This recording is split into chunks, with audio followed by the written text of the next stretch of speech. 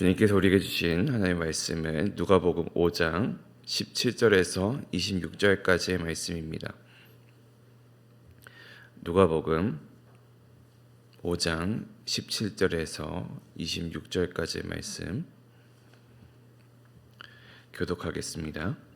하루는 가르치실 때에 갈릴리의 각 마을과 유대와 예루살렘에서 온 바리새인과 율법 교사들이 앉았는데 병을 고치는 주의 능력이 예수와 함께 하더라.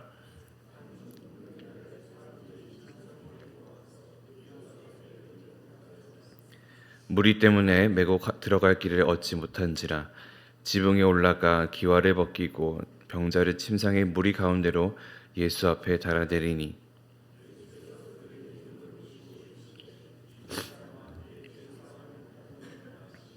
서기관과 바리새인들이 생각하여 이르되 이 신성 모독하는 자가 누구냐? 오직 하나님 외에 누가 능히 죄를 사하겠느냐?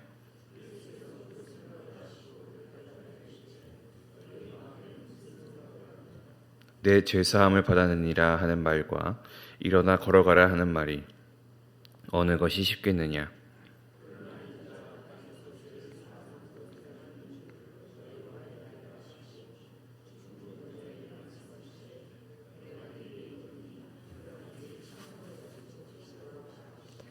그 사람이 그들 앞에서 곧 일어나 그 누웠던 것을 가지고 하나님께 영광을 돌리며 자기 집으로 돌아가니 하나님께 영광을 돌리며 심히 두려워하여 이르되 오늘 우리가 놀라운 일을 보았다 하니라. 아멘. 우리는 계속해서 누가복음에서 나타나고 있는 예수님의 그 초기 사역에 대해서 함께 바라보고 있습니다. 특별히 오늘 그 예수님과 함께 하고 있는 자리에 나타나는 사람들이 있죠. 그들이 누구일까요? 17절에 보면 이렇게 나와 있습니다. 갈릴리의 각 마을과 유대와 예루살렘에서 온 바리새인과 율법 교사들이 함께 있다. 예수님과 함께하고 있는 이 사람들이 어떠한 사람들이죠? 그 율법과 그 해석에 대해서 박식한 사람들. 여기서는 이제 바리새인과 율법 교사들이라고 이야기를 하고 좀 더 뒤에서는 서기관들과 바리새인들이라고 이야기하고 있는 사람들입니다. 이 사람들은 이제 이스라엘 백성들을 이끄는 것에 있어서 그 중심에는 율법이 있고 그것을 지켜내는 것에 있어서 그것이 유대인의 정체성을 지켜준다라고 생각하던 그런 사람들이었습니다. 이것을 매우 칼같이 지키는 것에 목숨을 걸고 있었던 사람이죠. 이 율법을 지키고 그것을 마음에 두고 있는 사람들, 그들에게 한 사람이 나타났고 그 사람은 자기들이 생각하고 있던 그 율법을 행하는 것과는 조금 다른 모습으로 살아가고 있는 한 사람, 그리고 백성들 사이에서 유명해진 한 사람이 있는 것입니다.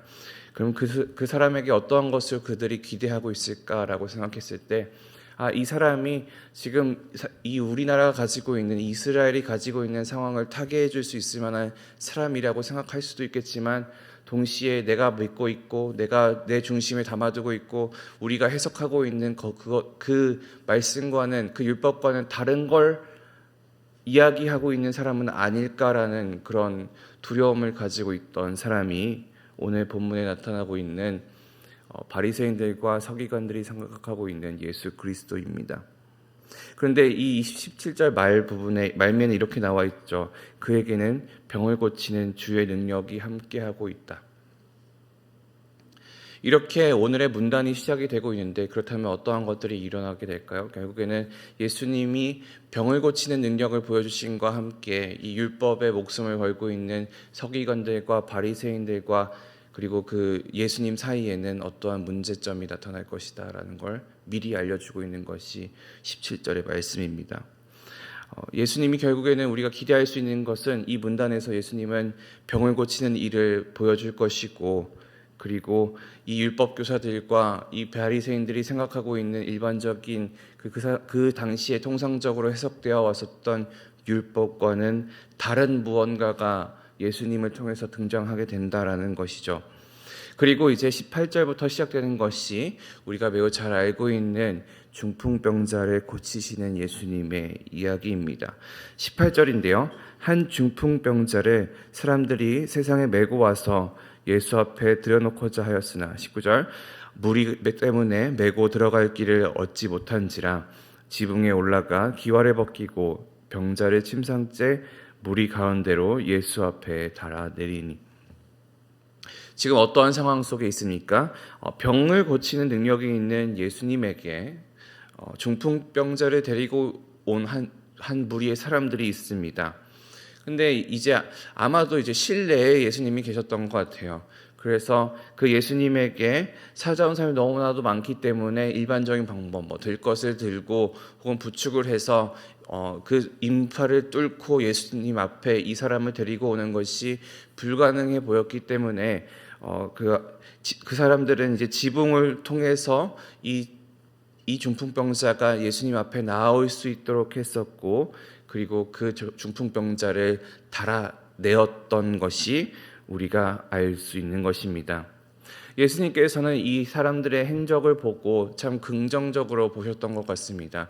집 주인의 입장에서는 혹은 그 당시에 예수님의 말씀을 듣고 있는 사람의 입장에서는 갑자기 하늘에서 병자가 내려온다, 혹은 멀쩡했던 지붕을 뜯어서 이 사람들이 행동을 한다라는 부분에 있어선 무언가 불편한 점들이 있을 수 있겠지만 예수님께서는 이것을 긍정적으로 좋게 보셨던 것 같습니다. 그리고 예수님께서는 이 사람들이 어떠한 마음으로 그 자리에 왔는지 그것을 알기에 우리 20절에 보면은 이런 표현이 되어 있습니다. 그들의 믿음을 보았다라고 이야기를 하죠. 그리고 그것을 그들의 믿음을 본 예수님은 바로 이렇게 이야기하십니다. 20절 후반절입니다. 이 사람아 내 죄사함을 받았느니라. 당시에 많은 사람들이 죄의 문제와 육체의 질병에는 서로 간의 관계가 있다라고 생각을 했었습니다. 나병을 걸린, 한센병을 걸린 그 환자들을 이 사람은 분명하게 하나님의 저주를 받았기 때문에 이 병을 얻은 사람이다라고 생각을 하기도 했었고요. 나서부터 걸을 수 없었던 사람, 혹은 눈이 보이지 않았던 사람들에게 언제나 사람들은 이 사람이 죄를 지었기 때문에 이 상황 속에 있는 것이다 라고 생각을 하고, 또 본인들도 그렇게 생각을 하고 있었습니다. 중풍병자를 데리고 온 이 사람들은 사실은 그 친구의 죄에 대해서 그것을 용서받으러 온 것은 아니었고, 또 그들이 이 친구를 데리고 온 것은 중풍을 낫게 하는 부분 때문에 이 자리에 온 것이었지만, 이 중풍과 죄라는 사이의 관계, 죄와 그리고 육체의 질병 사이의 관계라는 것에 있어서 그 이해가 있기 때문에 예수님이 이 사람에게 이야기했던 이 사람아 내가 죄사함을 받았느니라 라고 이야기했던 이 말은 그 병의 치료가 이루어질 것이다 라는 그런 의미로 바로 이해를 했을 것입니다. 시편에서도 이렇게 이야기하는데요. 시편 103편 3절 말씀입니다. 그가 내 모든 죄악을 사하시며 내 모든 병을 고치시며. 성경에서도 마찬가지로 죄와 병에 대한 그런 관계가 하나의 결을 이루고 있다, 하나의 흐름을 이루고 있다라고 말하는 것이죠. 그렇기 때문에 예수님이 말씀하시는 내 죄가 사하여졌다라고 이야기를 하는 것도 이 말이 분명하게 이 중풍병자의 병이 치료가 된다라는 것으로 이 사람들이 해석할 수 있다는 말이죠. 왜냐? 죄와 질병의 문제가 하나였기 때문에 죄의 문제가 해결이 됐다는 것은 병이 치유된다는 것이고, 병이 치유된다는 것은 죄가 사하여졌다라는 의미를 동시에 가질 수 있기 때문입니다. 그러나 이 말을 함에 있어서 불편한 모습을 보였던 사람들이 있었습니다. 그 사람들이 누구죠? 우리 17절에도 이야기했었지만 예수를 찾아왔다고 언급했던 서기관들과 바리새인들입니다. 그들이 이렇게 이야기하죠. 21절인데요. 서기관과 바리새인들이 생각하여 이르되 신성 모독하는 자가 누구냐? 오직 하나님 외에 누가 능히 죄를 사하겠느냐? 예수님이 하신 이 발언, 내 죄사함을 받았다라고 하는 그 말에 이들은 발끈했던 것입니다. 왜냐하면 자기들이 생각하기에는 예수님 스스로가 여호와 하나님과 동일시하는 모습을 가지고 그렇게 이야기를 했다라고 생각했기 때문입니다. 그런데 오늘 본문의 첫 구절 17절에서도 언급하듯이 예수님에게는 주의 능력이 함께하고 있었음을 이 누가복음의 저자는 강조하고 있었습니다. 그렇기 때문에 예수님이 하시는 내가 죄사함을 받았다라고 하는 것도 이 하나님의 능력과 이 주의 능력과 같이 가고 있다라고 우리가 해석이 가능해지는데요. 이 내가 죄사함을 받았다라는 이 단어도 우리가 헬라어를 보았을 때는 수동 형태 그리고 완료 형태를 가지고 있습니다. 결국엔 이것이 너가 받아진 것이고 이미 이루어진 것이다라고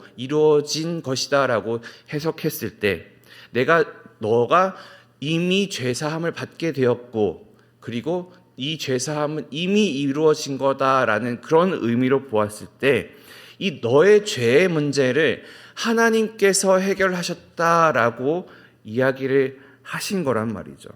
하지만 이것은 그 바리새인들과 서기관들에게 중요했던 내용은 아니었습니다. 자기들의 그 영향력을 약화시키는 사람, 우리가 하고 있는 그 율법 해석에 있어서 그것을 방해하는 사람, 산 사람 예수의 존재가 문제였기 때문입니다. 그렇기 때문에 이 예수가 가지고 있던 그 명성을 깎아내는 것, 그리고 그를 따르는 추종자들을 줄여내는 것이 필요했던 것입니다. 그래서 예수님이 이렇게 이야기하십니다. 우리 22절과 23절을 같이 한번 읽어볼 거예요. 시작.